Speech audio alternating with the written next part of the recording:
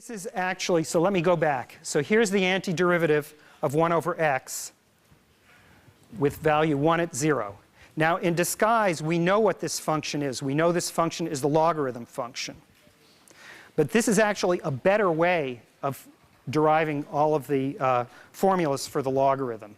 This is a much quicker and more efficient way of doing it. We had to do it by very laborious processes. This will allow us to do it very easily. And so I'm going to do that next time. But rather than do that now, I'm going to point out to you that we can also get truly new functions.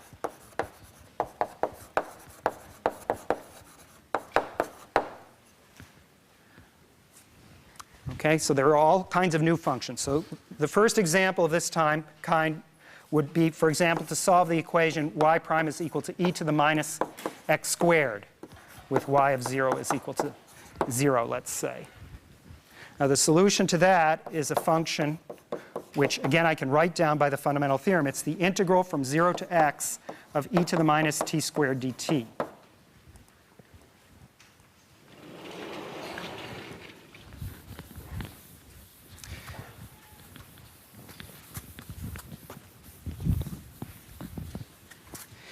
This is a very famous function.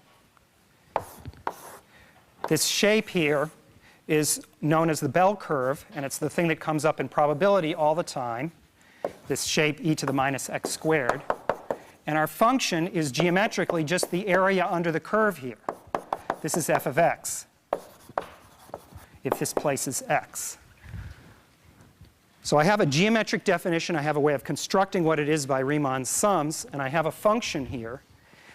But the curious thing about f of x is that f of x cannot be expressed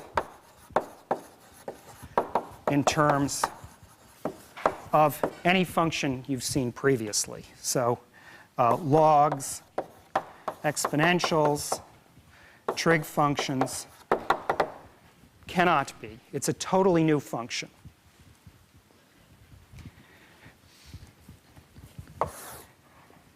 Nevertheless, we'll be able to get any possible piece of information we would want to out of this function. It's a perfectly acceptable function. It will work just great for us, just like any other function, just like the log. And what this is analogous to is the following kind of thing.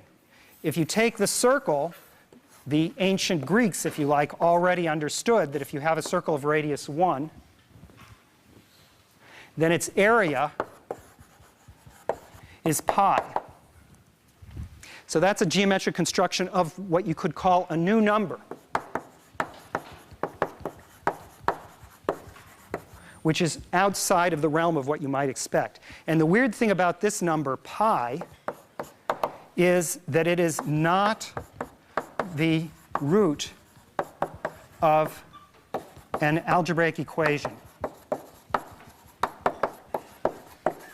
with rational coefficients.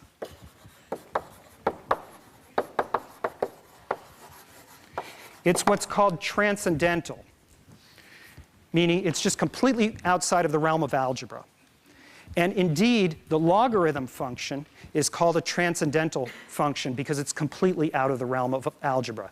It's only in calculus that you come up with this kind of thing. So these kinds of functions will have access to a huge class of new functions here, all of which are important tools in science and engineering. So see you next time.